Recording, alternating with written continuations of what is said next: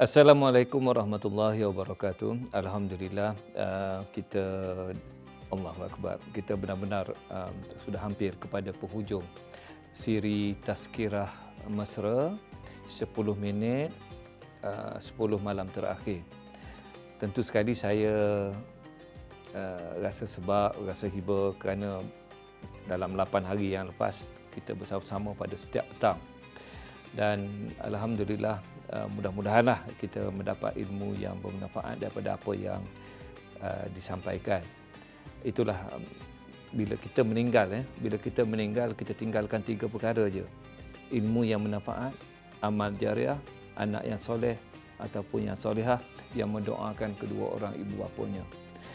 Tetapi dalam konteks bulan Ramadan ni, kita akan tinggalkan bulan Ramadan bermakna kita akan bertemu kembali selepas 11 bulan.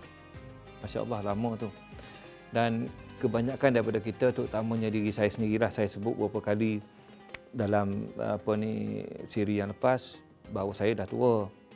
Usia saya dah hampir pada 60 tahun. Jadi persoalan yang kita fikirkan, adakah kita akan bertemu Ramadan pada tahun hadapan? Bagi orang yang mencintai Ramadan yang akan ditinggalkan ini akan mengalirkan air mata. Sebab sebenarnya, cuma tuan-tuan dan puan-puan, bila kita dah berada di penghujung usia ni, kita selalu berfikir, tak nak ke kita berubah apa yang kita lakukan semasa bulan Ramadan ni, nak kita teruskan pada bulan Syawal dan pada bulan-bulan berikutnya. Ramai orang, nak kata ramai macam mana saya pun tak tahulah. Maksudnya kita tinggalkan bulan Ramadan tu begitu saja. Habis Ramadan, habis ya. Jadi saya nak baca sikit satu ayat daripada surah Al-Hadid, ayat 16, terjemahannya yang bermaksud, belum sampaikah lagi masanya bagi orang-orang yang beriman untuk khusyuk hati mereka mematuhi peringatan dan pengajaran Allah serta mematuhi kebenaran Al-Quran yang diturunkan kepada mereka. Dan janganlah pula mereka menjadi seperti orang-orang yang telah diberikan kitab sebelum mereka. Setelah orang-orang itu melalui masa yang lanjut, maka hati mereka menjadi keras dan banyak di antaranya orang-orang yang fasik. Tuan-tuan, kita telah diajar bertahun-tahun. Katalah umur 57 tahun, bermakna 57 kali Ramadan lah. Yang akhir balik mungkin 40 tahun. Dan kita bertanya pada diri kita sama ada apakah yang boleh kita pelajari daripada Ramadan tersebut. Entahlah, tak nak ke kita berubah? Adakah kita nak degil semacam je?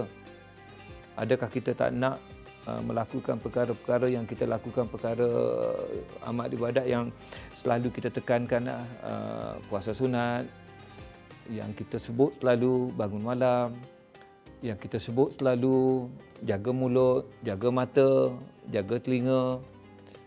Kemudian kita pergi kepada big picture lagi. Kalau kita jadi ketua, maka kita jadi ketua yang baiklah, yang menjaga kebajikan anak-anak buah kita.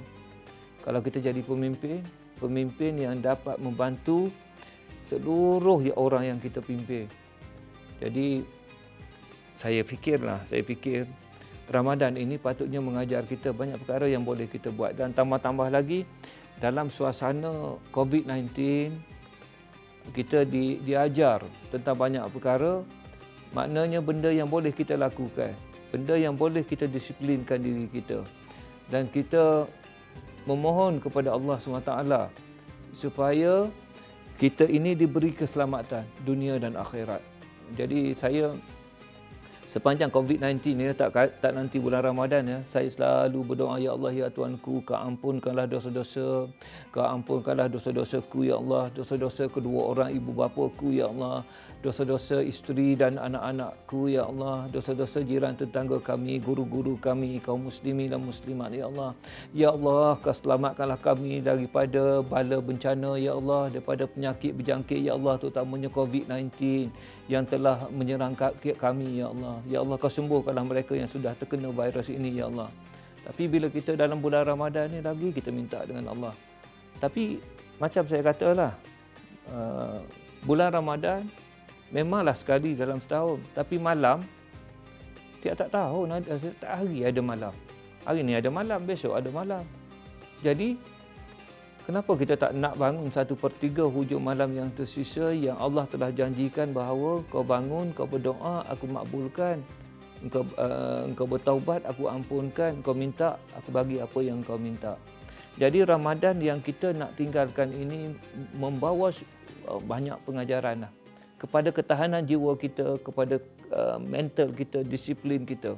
Sama ada kita nak tak nak je. Tetapi macam saya katalah sebelum ini, apa saja yang kita lakukan, sama ada nak buat amal ibadat sekalipun, bukanlah kudrat kita. Allah Subhanahu Taala yang memberi kita kudrat, Allah yang memberikan kita keinginan tersebut. Kadang-kadang ya, kalau kita biasa buat amal ibadat ni, kita malas sangat nak bangun, malas sangat nak solat sunat, malas sangat nak baca Quran. Tiba-tiba saat-saat akhir, tak apalah, aku pergi ambil wuduk, kita solat sunat 2 rakaat. Tiba-tiba buka Quran, baca.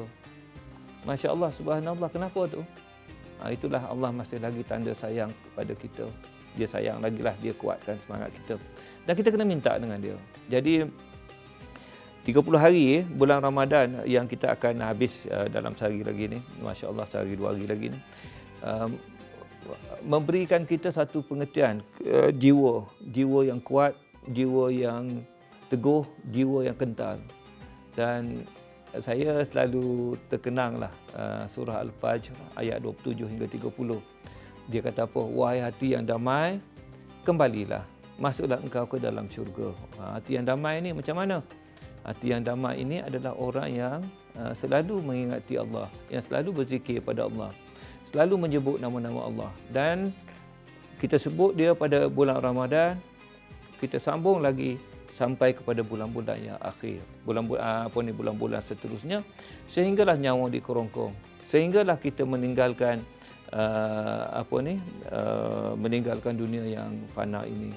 Dan mudah-mudahan kita masuk dalam kubur besok, masuk dalam keadaan yang tenang, masuk dalam keadaan yang kita duduk sekejap saja.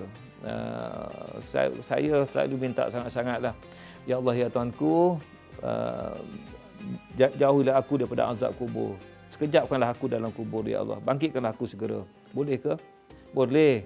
Sebab itu kita kena belajar ya. Dalam surah Kahfi diceritakan bagaimana 7 pemuda dengan seekor anjingnya telah ditidurkan selama 300 tahun. Bila disedarkan oleh Allah SWT, masing-masing bertanya di antara satu sama lain, berapa lama kita tidur? Salah seorangnya menjawab setengah hari atau paling lama 1 hari. Tidur 300 tahun tapi terasa macam setengah hari. Jadi itulah yang kita nak dalam hidup kita ya. Atas dunia ni pun yang sebenarnya kita telah rasa benda tu. Rasa macam mana? Ada bagi setengah orang dia kata tahun ni Ramadan cepat sangat. Totak dah nak hujung dah. Bila kita rasa macam tu, maksudnya dari segi perjalanan masa yang sama je, satu hari ada 24 jam. Tetapi Allah bagi rasa cepat. Allah bagi rasa pantas. Dan ada orang sampai sudah dia kata Ramadan ni lamanya. Pasal apa? Dia duduk sibuk ke lapar. Dia duduk sibuk ke tak boleh makan. Nanti dia kata dah habis Ramadan ni aku nak belasah betul-betul. Aku nak itu, aku nak ini. Sama juga sebelum Ramadan dulu. Esok dah tak boleh puasa ni. Baik makan betul-betul. Jadi benda-benda macam gitu, dia tidak mengasuh jiwa kita. Saya ni bercakap dengan bahasa yang mudah lah. Mudah-mudahan, Masya Allah, Subhanallah, Allahu Akbar, kita diampunkan segala dosa-dosa kita. Mudah-mudahan kita akan bertemu semula di jannah nanti insya-Allah. Assalamualaikum warahmatullahi wabarakatuh.